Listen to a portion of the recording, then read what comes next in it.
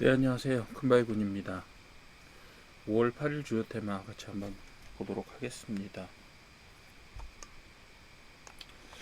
자, 오늘 주가는 코스피가 조금 떨어졌다가 다시 회복을 했죠. 개인들이 대거 매수를 하는 바람에 주가가 회복이 됐는데 이게 사실 정상인지 아닌지 모르겠다라고 제가 계속 말씀을 드리는데 외국인들은 매도를 하고 다시 저기는 사들이고 이런 상황들입니다. 그래서 지금 보시게 되면 오른 금액만큼을 예를 들면 외국인들이 이익 실현을 하고 있는데 우리는 계속해서 물타기라는 그런 느낌이 좀 들어서 좀 괜찮나? 뭐 이런 생각이 좀 듭니다. 코스닥은 그에 비해서는 조금 안정적으로 올랐고요. 그래서 요즘은 코스닥하고 코스피가 예전에는 오르면 같이 오르고 떨어지면 같이 떨어지는 형태였는데 요즘에는 약간 좀 디커플링 현상이 일어나는 것 같아요. 한정된 자원으로 코스닥 코스피를 다 갈 수가 없으니까 코스피가 강력하게 가는 날은 코스닥이 오히려 약세를 보이는 그런 현상들을 보이고 있는 좀 우리나라 그 주식시장의 기후 환경 자체가 좀 바뀌고 있는 게 아닌가라는 생각이 듭니다. 물론 가격대가 2배 이상 올랐기 때문에 그쵸? 네.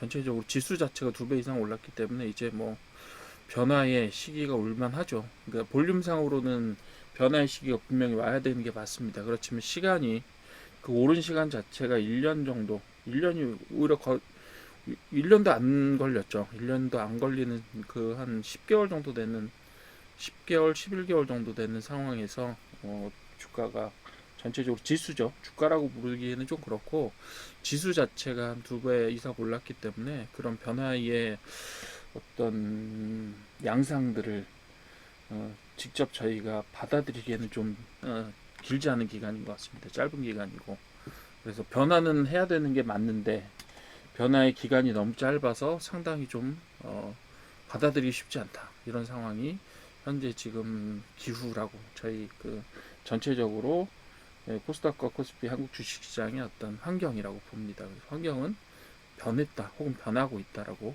보셔도 될 것 같습니다. 그래서 지금까지 법칙이 어느 정도는 조금 새롭게 만들어지는 규칙들이 새롭게 만들어지는 시기가 아닌가 뭐 이런 생각도 좀 하게 됩니다. 자, 오늘 피지컬 AI 휴머노이드 로봇 현대자동차를 중심으로 올랐죠. 그래서 현대차 보스턴 다이내믹스 상장 기대하고 있는데 보스턴 다이내믹스가 사실상 그 저기 전까지만 해도 올해 초까지만 해도 예, 좀 상장을 하더라도 뭐 12억 달러 많이 가도 12억 달러 정도 예상 12조 죄송합니다. 12조 정도 예상을 했었는데 그게 좀 지금은 평가가 좀 많이 바뀌고 있는 것 같아요. 지금 뭐 낮게 보는 데서 18조 정도 보고 있고 그리고 크게 보는 데서는 뭐 180조까지 보는 데도 있더라고요. 그렇게 레인보우 로보틱스의 가치 자체를 굉장히 좀 여러 저기에서 좀 다르게 보고 있는 상황이다. 이렇게 보시면 될 것 같고요. 그 덕분에 이제 좀 피지컬 AI 쪽이 올랐고요. 삼성도 로봇 상용화를 하려고 한다라고 생각하고 있고요. 근데 제가 예전에 그 대학교 때 들었던 이야기가 생각이 납니다. 국제경영학 교수님이었는지 경영전략 교수님이었는지 기억이 잘 안 나는데 여하튼 그분이 그렇게 말씀을 하셨어요. 삼성하고 현대는 그만큼 사업하는 스타일 자체가 좀 체질이 다르다 이렇게 말씀을 하시면서 한 단계 한 단계 천천히 쌓아가면서 단계들을 굉장히 긴 기간 동안에 오랫동안 밟아 나가는 게 삼성의 스타일이라면 일단 현대 같은 경우는 질러놓고 본다 이렇게 말씀을 하셨었는데 이 로봇이나 아니면 피지컬 AI에 접근하는 방식도 그런 것 같아요. 일단 현대자동차는 보스턴 다이내믹스라고 하는 미국의 유수한 로봇 기업을 사들이고 그것들을 통해서 실제로 출시를 하고 그리고 나서 사용해 보고 뭐 그 저기로 수정하든가 이런 방식들을 취합니다. 그 현대가 예전에 항공산업 진출할 때 그런 식으로 했었어요. 현대는 항공산업 진출을 하려고 한다라고 결심을 하고 나서 바로 러시아 그때 막 러시아가 무너졌을 때인데 러시아의 야크라고 하는 항공사를 직접 사들입니다. 네, 사들여서 그 야크의 최신 항공기를 가져다가 분해해 보는 것을 통해서 사업 진출하겠다라고 결심을 했던 데 반해서 삼성은 항공산업 진출하는데 20년이 넘게 걸렸습니다. 맨 처음에 시계 만들고 카메라 만들고 그 기술을 기반으로 해서 삼성 항공을 만들었죠. 지금은 이제 그게 어디로 넘어갔느냐면 한화로 넘어가서 한화 에어로스페이스가 됐습니다만, 어쨌든 뭐 그런 준비하는 방식이나 진출하는 방식 자체가 좀 달라요. 삼성은 지금도 어떻게 하고 있느냐 하면 로보틱스 산업을 진출을 할 때 기술적 성숙을 지금 삼성이 가지고 있는 팹이라든가 자동차 가전 공장이라든가 이런 쪽에서 먼저 적용을 좀 해보고, 그리고 나서 기술을 좀 성숙시켜서 진출을 한다, 이런 방식의 접근 방법들을 사용을 하고 있고, 현대는 제가 좀 전에 말씀드렸던 것처럼 보스턴 다이내믹스 산다, 그 다음에 그 기술을 기반으로 만들고 그 다음에 내재화시킨다, 이런 형태의 좀 공격적인 방식들을 사용합니다. 그래서 접근하는 방식이 예나 지금이나 크게 다르지는 않구나, 이런 생각을 좀 해봤습니다. 어쨌든 현대차, 레인보우 로보틱스, 로보티즈, SPG 이런 새롭게 로봇을 하는 회사들과, 그리고 기존에 제조업 기반을 가졌던 회사들인데 로봇에 관심을 가지고 로봇을 하는 그런 회사들이 각각 그 종목들이 각각 올랐는데, 자, 여러분들 그건 조심하십시오. 솔직히 말해서 여기 종목이 나와서 제가 말씀드리는데, 레인보우 로보틱스는 너무 많은 기대를 받고 있어요. 기대감이 너무 큽니다. 솔직히 말씀드리면. 얘는 왜냐하면 PER이 9천이 넘어요. 말이 안 되는 수치입니다. 즉 레인보우 로보틱스가 삼성전자의 전폭적인 지지를 받고, 삼성전자의 전적인 삼성전자 관련된 모든 로봇 관련된 부분들을 생산해서 매출이 막 몇십조 돼도, 지금의 몇십조쯤, 그러니까 몇조, 적어도 매출액이 몇 조 이상 될 때까지는 현재 주가를 정당화할 수가 없어요. 그렇기 때문에 지금 레인보우 로보틱스가 저기가 얼마죠? 그 매출액이 한 200억 정도 되는 걸로 기억하고 있는데, 그 정도입니다. 그 정도예요. 그래서 저기는 얼마죠? 지금 시총은 그것보다 훨씬 더 크잖아요. 그런 것들을 생각해 보시게 되면 레인보우 로보틱스 현재로 보시게 되면요, PER이 10,000배가 넘었습니다. 그리고 PBR은 113배고요. 그리고 시가총액 15조입니다. 그리고 2025년 매출액이 340억이에요. 물론 자본 총계는 훨씬 큽니다. 1,300억 정도 됐는데, 그러니까 110이 되겠죠. 이거는 정상적인 수치가 아닙니다. 그래서 지금 매출액 자체가 제가 볼 때는 지금보다 한 200배 정도 커진다, 그러면 레인보우 로보틱스의 어느 정도 주가가 설명 가능한 범위 안에 들어옵니다. 적어도 PSR이 한 2, 3 정도 된다, 그러면 설명 가능한 범주에 들어옵니다. 그렇지만 아직 멀었습니다. 그렇다고 봐요. 로보티즈 마찬가지. SPG는 기존의 생산 라인을 가지고 매출을 올리고 있는 부분들이 있기 때문에 어느 정도 설명이 됩니다만, 어쨌든 지금 로봇 쪽에 들어있는 회사들, 섹터에 들어있는 그런 종목들이 전체적으로 지금 너무나 과평가가 심합니다. 과대평가가 너무 심하다. 그래서 올라가면 사실 안 됩니다. 올라가면 안 되는데 거기 붙어서 계속 올라가고 있는데, 저는 제가 볼 때는 이거는 좀 벼랑 끝에 서 있는 수준이라고 저는 봐요. 적어도 주가 자체는요. 회사는 저는 앞으로도 계속 잘 나가겠죠. 그렇지만 가격이 정확하게 정당하게 평가받고 있느냐라고 하는 측면에 있어서는 저는 조금 부정적입니다. 그런 부분들. 그리고 현대오토웨버는 제가 오늘 종목 설명을 한번 드리려고 합니다. 현대오토웨버는 현재 차트보다는 기업의 어떤 역량이나 이런 부분들 중심으로 제가 조금 이따가 종목 설명을 한번 드릴 텐데요. 현대오토웨버도 사실상 로봇과 직접적인 연관성이 없다라고 말씀드릴 수 있어요. 섹터에는 들어있지만.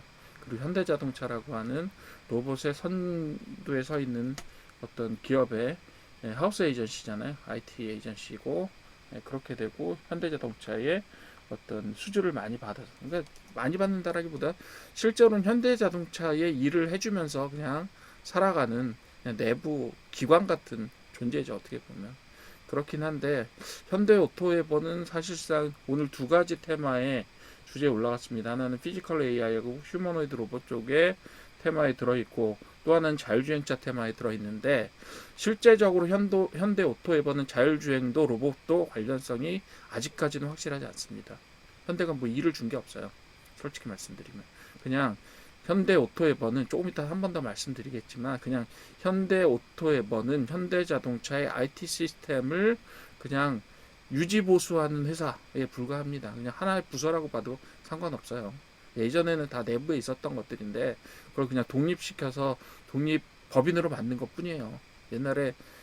옛날 같으면 현대자동차 전산실이었겠죠. 전산하는 그런 유지보수하고 개발을 하는 회사일 뿐입니다. 자율주행의 기술력도 없고요.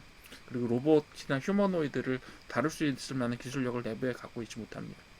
네, 그런 부분들은 분명히 있다. 그래서 현대자동차가 올라가기 때문에 현대오토웨어가 따라 올라가는 건 저는 뭐 당연하다고 생각합니다. 어떻게 보면. 왜냐하면 내부 조직 같은 회사고 현대자동차가 커지면 커질수록 어떻게 돼요? 얘네들이 매출도 늘어나고 그리고 수익도 늘어날 것이기 때문에 그것은 당연하지만 지금 받고 있는 로봇과 자율주행에서의 기대감은 근거가 별로 없다. 이렇게 보셔도 될 것 같아요. 자, SK하고 삼성전자가 증설을 할 것 같죠. 올해만 해도 한 100조 이상 투자가 될 것 같아요. 삼성만 해도 SK도 뭐 상당한 수준으로 투자가 이루어져야 됩니다. 사실상 벌어들이는 돈에 상당 부분이 투자되지 않는다라고 하면 2028년 이후를 장담할 수 없어요. 삼성전자도 SK하이닉스도. 그렇기 때문에 반도체 관련주가 조금 올랐는데 뭐 삼성전자는 좀 떨어졌고, 네. 그 나머지 이제 그 반도체 관련된 장비와 관련된 부분들은 좀 주목을 해두셔야 될 겁니다. 왜냐하면 네. 어차피 투자를 하면 누가 그걸 그 수주를 받겠어요. 네. 뭐 물론 이제 네덜란드 그 제가 회사 이름을 자꾸 그 ALM 제가 회사 이름 정확하게 좀 외워가지고 오겠습니다. 근데 그 네덜란드 장비 회사는 어차피 그 걔네들 저기 장비 하나가 걔네들 장비 하나가 5억 불 정도 합니다. 한데 그렇기 때문에 그 생산 설비를 증설하려면 걔네들 장비를 사야 돼요. 한 대에 7천억짜리입니다. 예, 그런 장비들 여러 대 사야 되고 그래서 한 10대 정도 사면 7조, 100대 산다면 70조가 들어갑니다. 근데 뭐 100대까지 살 일이 없겠지만 어쨌든 그런 정도의 수혜주들이 있을 거라고 생각이 들기 때문에 장비주들 중심으로 좀 챙겨봐 주시면 될 것 같고요. 전선 전력 설비는 계속해서 엔비디아하고 AI 데이터 센터 전력 인프라 투자 확대된다. 이런 부분들에서 일단은 우리나라에서 보시게 되면 전력 3사라고 저희가 부르죠. 효성중공업하고 LS 일렉트릭하고 그 다음에 HD 현대일렉트릭. 이쪽은 전망이 좋습니다. 그리고 그 아래에 있는 뭐 일반적인 전선 업체라든가 이런 쪽도 반사적으로 수혜를 받을 가능성이 높습니다. 적어도 이 전력 설비하고 전선 쪽에서는 우리나라가 경쟁력이 있고요.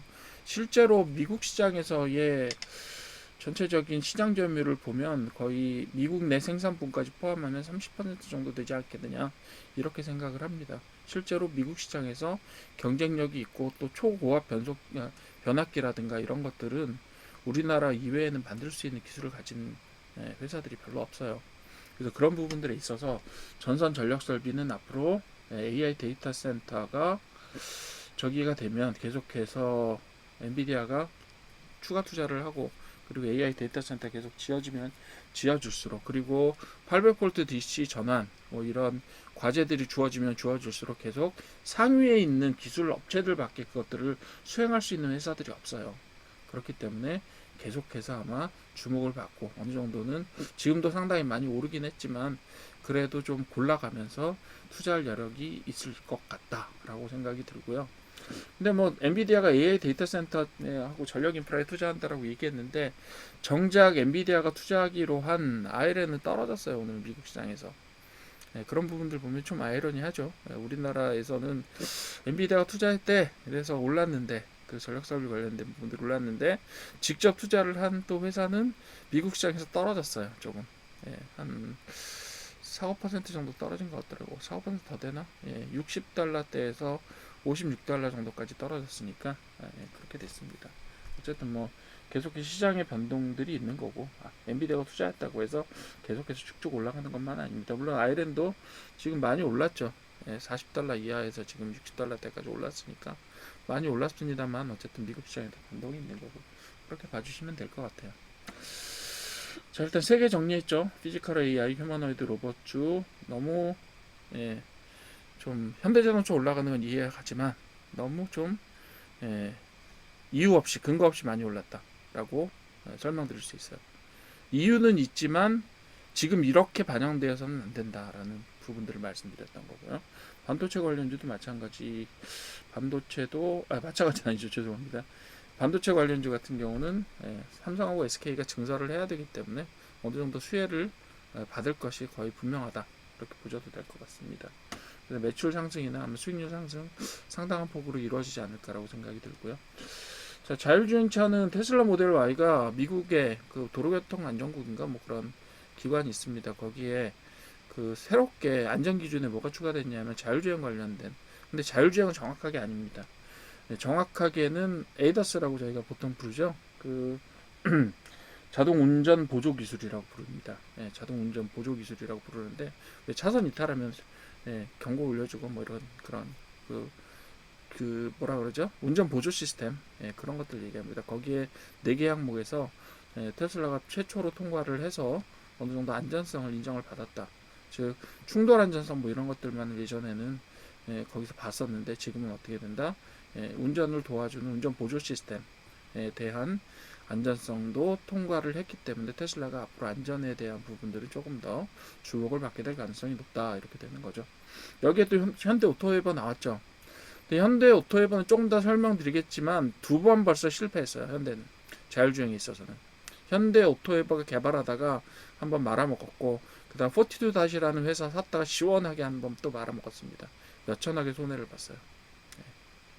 그 사장은 날랐고 한마디로 먹고 튀었다 먹튀의 가장 전형적인 어떤 부분들을 나타내주는 게 포티투 다시 인수와 그런 과정이었다고 볼 수가 있습니다. 그걸 너무 심하게 말하는 거 아니냐 이렇게 말씀하시는 분들도 있는데 투자 쪽에서는 거의 먹튀라고 인정하는 분위기라고 하더라고요. 자, 어쨌든 간에 자율주행 관련된 이야기들은 계속 나올 텐데 자율주행 관련돼서 뭐 장비라든가 아니면 그런 기술적인 것들을 개발하는 업체들이 계속 있긴 한데 과연 지금 테슬라하고 그다음 중국 업체들이 멀리 기술적으로 달아나 버린 이 자율주행 시장에서 우리나라의 기술개발 업체들이 따라가면서 뭔가 시장에 기여할 수 있는 바가 얼마나 있을 것이냐는 조금 더 두고 봐야 될 것 같아요. 현대자동차도 자율주행 기술을 과연 엔비디아와 독립적으로 자체적으로 수행할 수 있는 그런 힘을 가지고 있느냐, 기술력을 가지고 있느냐는 조금 더 점검해 봐야 될 것 같아요. 포티투닷은 거의 실패로 이제 판명이 나는 것 같습니다. 왜냐하면 기술적으로 뭐 기아자동차에서 뭘 하겠다, 2027년에 뭘 하겠다라고 마일스톤으로 박아놓은 것들을 지금 다 철회를 하는 상황이에요. 근데 걔네들은 이미 2025년 그 이전에 테슬라와 중국의 대부분의 자동차들은 이룩했고 벌써 상용화가 된 기술들인데 현대자동차는 그걸 못해가지고 지금 헤매고 있는 상황입니다. 그러니까 자율주행차에서 테슬라가 받았다고 해서 우리나라에 있는 종목들이 수혜를 받을까? 그런 부분들은 조금 뭐랄까요, 근거가 좀 부족하지 않나 이런 생각들을 합니다. 오늘은 전체적으로 방향은 맞지만 근거는 부족한 테마들의 움직임들이 조금 많다 이렇게 봐도 될 것 같아요. 편의점 구조조정 효과하고 기존점 성장률이 회복되면서 조금 나아질 것 같다. 근데 이게 단기적으로 뭐 예를 들면 유류지원금이라고 부르나요? 유류 뭐라 그러죠? 하여튼 그거 관련돼서 단기적으로 좀 상승한 게 아닌가 뭐 이런 부분도 조금 점검해 봐야 될 것 같아요. 왜냐하면 편의점 같은 데 제일 빨리 쓰이거든요. 그런 정부 지원금이 나올 때는. 그래서 그런 단기적인 효과도 있지 않겠느냐, 혹은 기대감도 있지 않겠느냐 이런 부분들이 있어서 편의점의 테마 지속력 자체는 아마 크지는 않을 거다 이렇게 보셔도 될 것 같습니다. 자, 전체적으로 5개 테마를 봤는데 제가 약간 좀 부정적으로 말씀을 드렸는데 저는 좀 냉정하고 현실적으로 말씀을 드리고 싶어요. 그냥 기대감이 시장을 움직이기는 하지만 기대감이 결국 뭐예요? 결과가 좋게 늘 나타나는 건 아닙니다. 그러니까 그런 부분들을 고려해서 제가 좀 그렇게 말씀을 드렸어요. 그래서 피지컬 AI 휴머노이드 로봇은 결국 가야 할 길이긴 하지만 현재 시장이 그 가능성에 대해서 너무 고평가했다. 그래서 아직까지 예를 들면 레인보우 로보틱스 같은 주식이 계속해서 주가 성장, 주가 시총면에서 성장을 해야 되느냐라고 하면 저는 성장하면 안 된다고 봅니다. 어느 정도 매출이 따라올 때까지는. 네. 그게 5년, 10년 이상 걸릴걸요. 100배 성장해야 돼요, 지금. 최소. 최소 100배 성장해야 지금 주가가 오르지 않는다는 측면에서, 예, 지금 주가가 하나도 오르지 않아도 정당화가 될까 말까입니다. 예, 그런 측면에서 봐주십시오. 예, 그래서 너무 올랐다. 기대감이 너무 크고 결국은 단기적으로는 타고 올라갈지 모르겠지만 그 기대감이 무너지는 순간 굉장히 빠른 속도로 무너질 가능성도 높다라고 저는 봅니다. 네. 어쨌든 레인보우 로보틱스를 삼성이 인수하지 않는 한 주가까지 책임져 줄 리는 없잖아요. 네. 그렇게 보시면 돼요. 자, 그리고 반도체 관련주는 어쨌든 간에 수혜가 예상이 되고 있다. 이렇게 보시면 되겠고, 전선 전력 설비 역시 AI 데이터 센터가 지어지면 지어질수록 전망이 밝다. 이렇게 보셔도 되고, 장기적인 뭐 메가 사이클의 테마주다. 이렇게 보셔도 될 것 같습니다. 반도체 관련주도 마찬가지죠. 자율주행차도 결국은 가기는 갈 거예요. 그런데 그 섹터에 있는 우리나라 종목들이 그 국내 시장에 있는 종목들이 과연 그 수혜를 받을 수 있을 것이냐, 네, 거기에는 퀘스천 마크가 있다. 저는 이렇게 봅니다. 과연 그 자율주행이라는 기술 자체가 각각 나라에서 자기 나라별로 개발해서 될 거냐, 네, 아니면 글로벌한 통합의 기운들이 만들어질 거냐, 이런 부분들에 있어서 과연 우리나라의 자율주행 기술 개발 기업들의 갈 곳이 어디냐, 네, 이런 부분들은 조금 고려를 해봐야 된다. 편의점은 단기적인 테마일 가능성이 높다. 이렇게 말씀을 드렸죠. 자, 5월 8일 주요 테마는 시장도 시원찮고 테마들도 시원찮다. 몇 가지를 제외하고는 이렇게 보셔도 될 것 같습니다. 자, 이 정도로 정리 한번 해보죠.